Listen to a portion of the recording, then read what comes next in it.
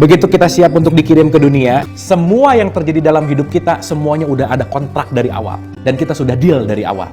Karena kitanya nggak ngerti, kitanya nggak tahu, kita merasa dalam tanda petik nggak bisa menerima kenyataan karena kenapa? Terlalu banyak keinginan. Contoh, Abu, kamu nanti jadi A ya, kamu nanti jadi B ya, kamu nanti dapat pasangannya C ya, kamu nanti dapat sakitnya apa, dapat rezekinya apa. Semua A sampai Z hidup udah diteken kontrak di awal sebelum kita lahir. Kamu hanya tinggal memerankan kontrak ini semua. Benarkah apa yang dikatakan oleh Abu Marlow itu, bahwa setiap kejadian yang terjadi pada diri manusia adalah hasil dari kontrak kita dengan Allah di saat kita sebelum dilahirkan? Ini menurut saya adalah salah fatal. Coba bayangkan jika ada seseorang yang kelakuannya atau perbuatannya buruk, katakanlah seorang penjina, seorang perampok, seorang pemabuk. Apakah hal itu adalah hasil dari kontrak dirinya dengan Allah di saat orang itu belum dilahirkan? Kalau memang itu adalah hasil kontraknya, kenapa mesti ada konsekuensinya? Seperti yang kita ketahui, konsekuensi dalam kehidupan ini adalah siapapun yang berbuat baik maka akan dibalas kebaikan, siapapun yang berbuat buruk maka akan dibalas keburukan.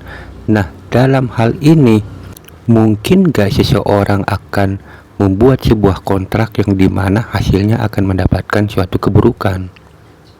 Misalnya seorang perampok itu sebelum dia lahir, dia membuat kontrak dengan Allah bahwa dirinya akan menjadi seorang perampok. Pasti orang itu akan tahu efek-efeknya.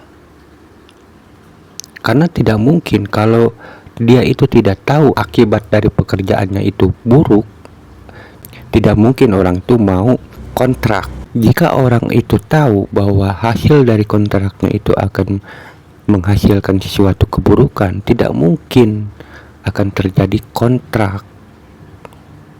Nah, sementara dalam hal ini tidak mungkin orang yang berbuat buruk atau seorang perampok akan membuat kontrak dirinya dengan Allah bahwa dirinya siap menjadi seorang perampok, karena pasti dia tahu bahwa efeknya akan mendapatkan keburukan. Nah, ini sesuatu yang menurut saya aneh, janggal, dan keliru dalam memahami Al-Quran terkait dengan hal ini. Walaupun di dalam Al-Quran diterangkan bahwa setiap diri sebelum kita dilahirkan ada persaksian, tapi persaksian di sini adalah setiap diri manusia ini sebelum lahir mengakui bahwa hanya Allah lah Tuhan yang patut disembah. Tetapi kejadian-kejadian di dalam kehidupan ini bukan sesuatu yang sudah dikontrak oleh diri kita dengan Allah. Jadi tujuan persaksian diri sebelum kita dilahirkan agar kita ini benar-benar mengakui Allah dan mau menyembah Allah dan mau menurutinya apa perintah-perintah Allah. Jadi di saat kita hidup dalam dunia ini, setelah kita sadar akan kesaksian kita di masa lalu, maka setelah kita berada di alam dunia harus mengikuti apa perintah-perintah Allah, di mana perintah-perintah Allah itu harus berbuat baik dan menjauhi perbuatan buruk, dan di mana kita harus mau mempelajari hukum-hukum sunnatullah yang sudah digariskan oleh Allah Ta'ala. Walaupun ada istilah hidup ini bagaikan panggung sandiwara, bukan berarti kejadian-kejadian atau perilaku-perilaku buruk itu adalah bagian dari peran yang sudah diharuskan oleh Allah, tetapi itu adalah peran-peran kesalahan kita dalam menjalani kehidupan kita, yang mestinya peran-peran kebaikan yang harus kita lakukan. Karena kita tidak tahu, karena kita lalai, malah kita melakukan perbuatan atau peran-peran kesalahan kita, padahal itu peran kesalahan itu bukan peran yang diharuskan oleh Allah.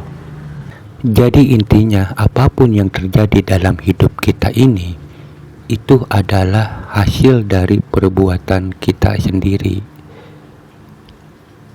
atau itu adalah kehendak kita sendiri.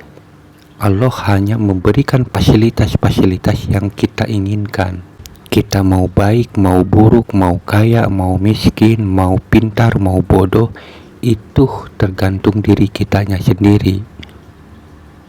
Maka wajar jika suatu hari nanti Allah mempertanyakan, Allah minta pertanggungjawaban atas perilaku-perilaku kita yang kita kerjakan.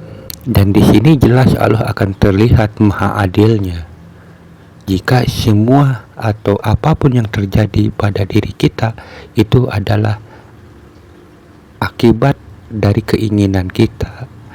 Walaupun ada ulama yang mengatakan segala sesuatu itu Allah yang menentukan, tetapi Allah menentukan setiap kejadian itu bukan secara mutlak Allah menentukannya, tetapi Allah menentukan segala sesuatu itu melalui hukum sebab akibat atau melalui hukum sunnatullahnya.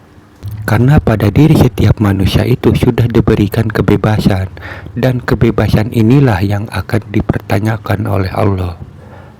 Setiap manusia bebas menghendaki apapun, dan kehendak inilah yang akan dipertanyakan oleh Allah. Karena setiap kehendak kita Allah telah memberikan fasilitasnya, baik jalannya, kemampuannya, pengetahuannya, dan lain-lain.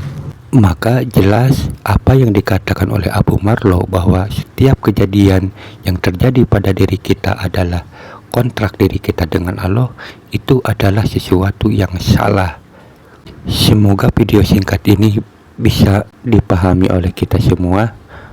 Mudah-mudahan video ini bermanfaat. Assalamualaikum warahmatullahi wabarakatuh.